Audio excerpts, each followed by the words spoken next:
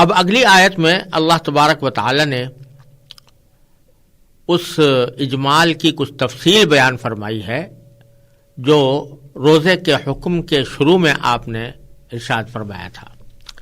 یعنی وہاں یہ فرمایا گیا تھا کہ تمہارے لیے روزے فرض کیے گئے ہیں گنتی کے چند دن. اب اس کی تفصیل آ رہی ہے کہ وہ گنتی کے چند دن کون سے ہیں. تو فرمایا کہ شہر رمضان الذی انزل فیہ القرآن ھدی للناس وبینات من الھدی والفرقان. پہلے اللہ تبارک و تعالیٰ نے اس رمضان کے مہینے کا تعارف کرایا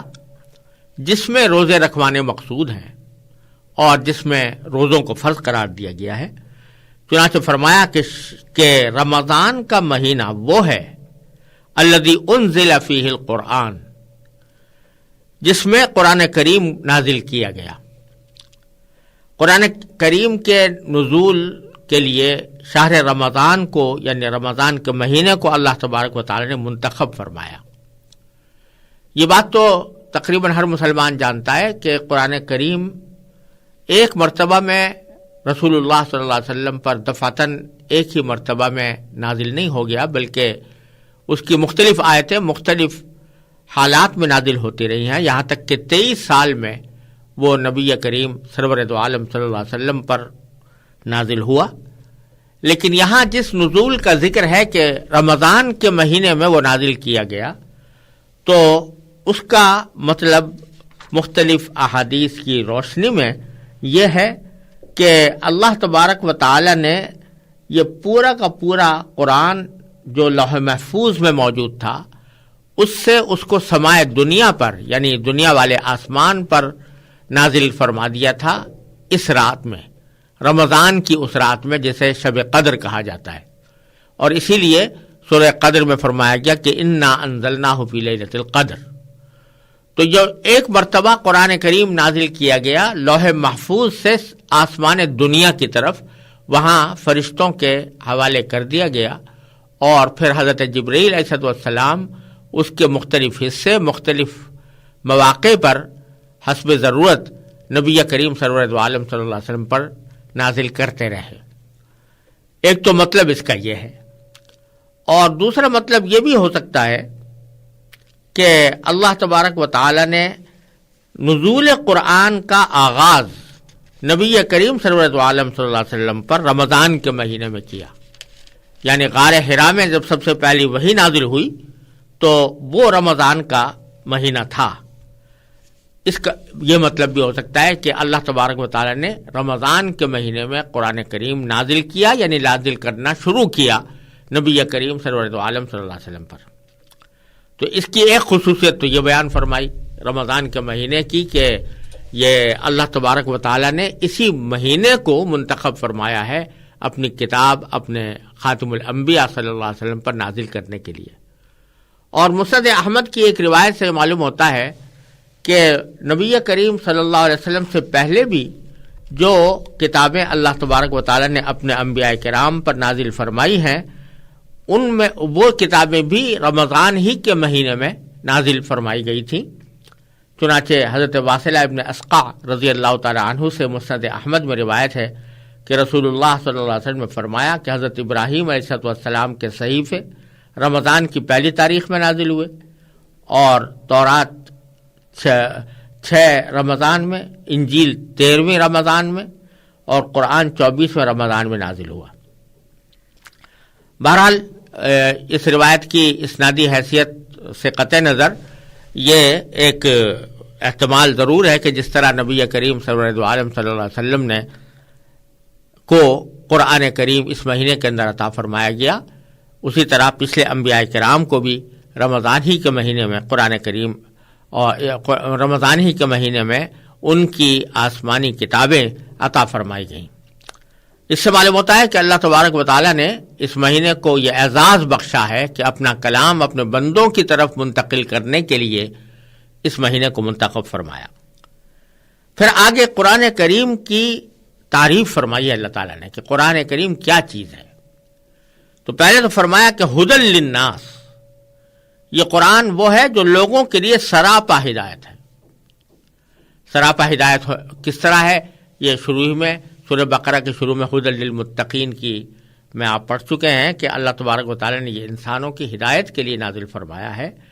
اور لوگوں کی ہدایت کے لیے اس طرح کہ یہ رہنمائی تو ہر ایک انسان کو کرتا ہے،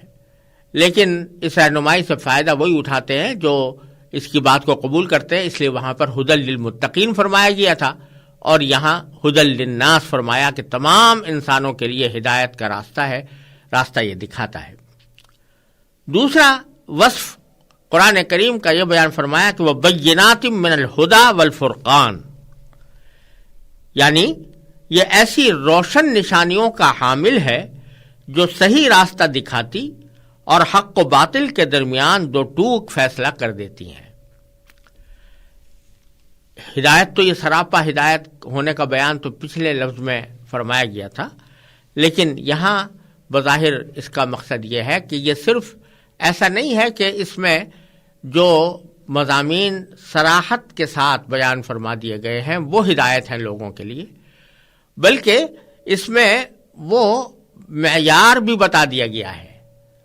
اور وہ اصول بھی وضع کر دیے گئے ہیں جن کی روشنی میں انسان ان باتوں میں بھی رہنمائی حاصل کر سکتا ہے جو صراحتاً قرآن کریم میں مذکور نہیں ہے، تو وہ اصول بتا دیے ہیں اللہ تعالیٰ نے، تو اس کے ذریعے انسان ہدایت حاصل بھی کر سکتا ہے اور اس کو ایک ایسا معیار بھی مل جاتا ہے جو حق اور باطل میں دو ٹوک فیصلہ کر دے۔ تو قرآن کریم کی یہ تعریف کر کے اللہ تعالیٰ نے فرمایا کہ یہ وہ رمضان کا مہینہ ہے جس میں یہ قرآن نازل کیا۔ اب فرما رہے ہیں کہ فمن شہد منکم الشہر فلیصمہ، لہذا تم میں سے جو شخص بھی یہ مہینہ پائے وہ اس میں ضرور روزہ رکھے۔ شہیدہ کے لفظی معنی ہوتے ہیں کسی جگہ پر حاضر ہونا، موجود ہونا، مشاہدہ کرنا، تو مطلب یہ کہ جو شخص بھی تم میں سے اس مہینے کو پالے اپنی زندگی میں، اپنی ایسی حالت میں جبکہ انسان مکلف ہوتا ہے اپنے احکام کا، تو تم میں سے جو شخص اس حالت میں پالے اس مہینے کو تو اس کے ذمہ فرض ہے کہ وہ روزہ رکھے، فلیصمہ۔ اس جملے نے وہ جو سہولت پہلے دی گئی تھی کہ اختیار تھا کہ چاہے تم روزہ رکھو اور چاہے اس کے بدلے میں کسی مسکین کو کھانا کھلا کر فدیہ دے دو، اس سہولت کو واپس لے لیا گیا اور اب فرمایا گیا کہ اب تمہارے لیے ضروری ہے کہ جو شخص بھی مہینہ پائے وہ ضرور روزہ رکھے۔ چونکہ یہ سہولت واپس لی گئی تھی کہ اب فدیہ ادا نہیں کیا جا سکتا بلکہ روزہ رکھنا ہی ضروری ہے، تو کسی کے دل میں یہ خیال پیدا ہو سکتا تھا کہ جس طرح فدیہ دینے کی سہولت واپس لی گئی تو پیچھے ایک سہولت یہ بھی دی گئی تھی کہ بیماری کی حالت میں یا سفر کی حالت میں انسان کے لیے روزہ قضا کرنا جائز کر دیا گیا تھا، تو شاید وہ سہولت بھی واپس لے دی گئی ہو۔ تو اس شبے کے ازالے کے لیے اللہ تعالیٰ نے اس جملے کو دوبارہ ذکر فرمایا اور فرمایا ومن کان مریضا، جو شخص کے بیمار ہو، او علی سفر، یا سفر پر ہو، فعدۃ من ایام اخر، تو وہ دوسرے دنوں میں سے انہی دنوں کی گنتی پوری کر لے، جس کی تفصیل پہلے آ چکی ہے۔ تو اس کو دہرانے کا مقصد یہ ہے کہ فدیے کی سہولت تو بے شک واپس لی گئی ہے، لیکن جو سفر اور بیماری کی وجہ سے جو روزہ چھوڑنے کی اجازت دی گئی تھی وہ واپس نہیں لی گئی، وہ اب بھی تم روزہ چھوڑ سکتے ہو، بشرطے کہ جتنے روزے چھوڑے ہیں اتنے ہی روزے بعد میں تم قضا کر لو۔ پھر اللہ تبارک و تعالی فرماتے ہیں کہ یرید اللہ بکم اليسر، اللہ تبارک و تعالی تمہارے ساتھ آسانی کا معاملہ کرنا چاہتا ہے، ولا یرید بکم العسر، اور تمہارے لیے مشکل پیدا کرنا نہیں چاہتا۔ یہ بات یہ ارشاد فرما دیا کہ ہم جو بھی احکام تمہیں عطا کرتے ہیں تو ہم سے زیادہ کون اس بات کو جانتا ہوگا کہ تم واقعی اس کام کے کرنے کے قابل ہو یا نہیں ہو۔ ہمیں پتہ ہے کہ تم اس کے جس کام کے تم قابل ہوتے ہو اس کا ہم تمہیں حکم دیتے ہیں، اور جو کام تمہاری طاقت سے باہر ہوتا ہے ہم اس کا حکم نہیں دیتے. چنانچہ آگے سورہ بقرہ ہی کے آخر میں آنے والا ہے کہ لا یکلف اللہ نفسا الا وسعها. اللہ تعالیٰ کسی بھی انسان کو اس کی وسعت سے زیادہ تکلیف نہیں دیتے. تو اللہ تعالیٰ فرما رہے ہیں کہ تمہیں جو یہ روزے کچھ بظاہر مشکل نظر آ رہے ہیں حقیقت میں مشکل نہیں ہے, اور اللہ تعالیٰ تمہیں آسانی دینا پیدا کرنا چاہتا ہے, تمہارے لیے مشکل پیدا کرنا نہیں چاہتا. اسی واسطے تمہیں اتنی سہولتیں دے دی ہیں کہ مرض کی حالت میں چھوڑ سکتے ہو, سفر کی حالت میں چھوڑ سکتے ہو. تو یہ اللہ تعالیٰ کا کرم ہے کہ اس نے تمہیں یہ سہولتیں عطا فرمائی. وَلِتُكْمِلُوا الْعِدَّةَ, اور یہ حکم ہم نے اس لیے دیا, یعنی اس بات کا حکم کہ تم پورے رمضان کے روزے رکھو, اور اگر سفر پر ہو یا بیماری کی حالت میں ہو تو اتنی ہی گنتی بعد میں پوری کر لو.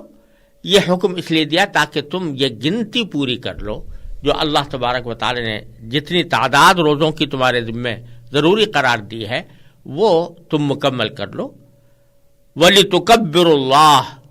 اور تاکہ تم اللہ کی بڑائی بیان کرو, تکبیر کہو. عَلَى مَا هَدَاكُمْ, یعنی اس بات پر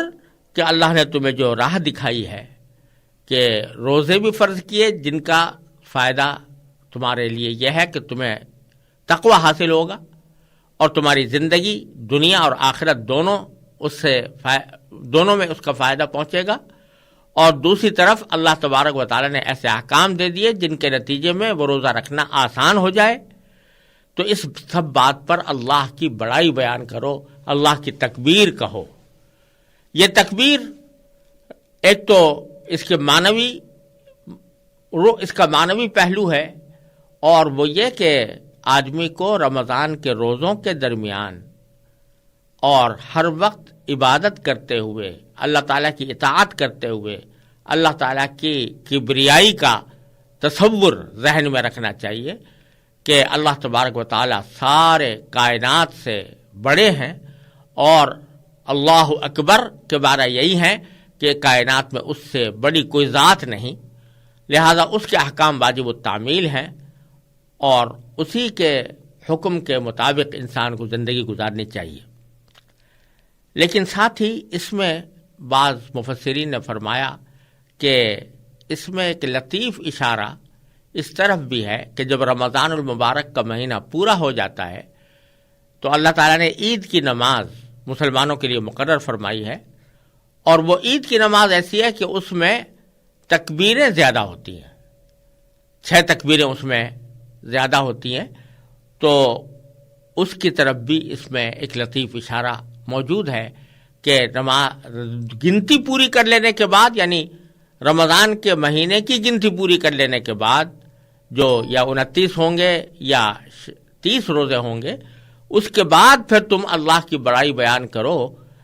اس بات پر کہ اللہ تعالیٰ نے تمہیں ہدایت عطا فرمائی. وَلَعَلَّكُمْ تَشْكُرُونَ, اور تاکہ تم اللہ تعالیٰ کے شکر گزار بندے بن جاؤ, اللہ تعالیٰ کا شکر ادا کرو. اس کے بعد اللہ تبارک و تعالیٰ نے ارشاد فرمایا کہ وَإِذَا سَأَلَكَ عِبَادِي عَنِّي فَإِنِّي قَرِيبٌ, اور جب میرے بندے آپ سے میرے بارے میں پوچھیں تو آپ کہہ دیجئے کہ انی قریب, میں قریب ہوں. کتنا قریب ہوں کہ اجیب دعوت الداع اذا دعان, جب کوئی مجھے پکارتا ہے تو میں پکارنے والے کی پکار سنتا ہوں. یہاں اللہ تبارک و تعالی نے اس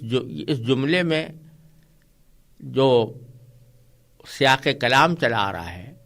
وہ رمضان کا ہے, رمضان کے روزوں کا ہے. اس میں خاص طور پر اس جملے کو جو ذکر فرمایا تو اس کی وجہ بظاہر یہ معلوم ہوتی ہے کہ ایک طرف تو یہ بتلانا مقصود ہے کہ اللہ تبارک و تعالی رمضان کے مہینے میں خصوصی طور پر دعائیں سنتے ہیں, اور اللہ تبارک و تعالی انسان کے اتنے قریب ہیں کہ وہ جب اس کو وہ پکارے اور اس سے کوئی اپنی حاجت مانگے تو اللہ تبارک و تعالی اس کی وہ حاجت پوری کر دیتے ہیں, بشرطے کہ وہ اللہ تعالیٰ کی مشیت اور مصلحت کے مطابق ہو. اور اگر فرض کرو نہ ہو تو پھر اللہ تعالیٰ اس سے بہتر چیز اس کو عطا فرما دیتے ہیں. تو ایک طرف تو اس میں اس طرف اشارہ ہے کہ رمضان کے مہینے میں اللہ تعالیٰ سے خصوصی دعائیں کرنے کا اہتمام کرنا چاہیے. اور کچھ یہ خیال بھی ہوتا ہے کہ رمضان کے مہینے کی تکمیل کا ذکر کرنے کے بعد، جس میں فرمایا گیا کہ تاکہ تم اپنی گنتی پوری کر لو، اس کے بعد اس جملے سے شاید اس طرف بھی اشارہ ہو کہ بعض لوگ یہ سمجھتے ہیں کہ رمضان کے مہینے میں تو بے شک دعائیں قبول ہوں گی،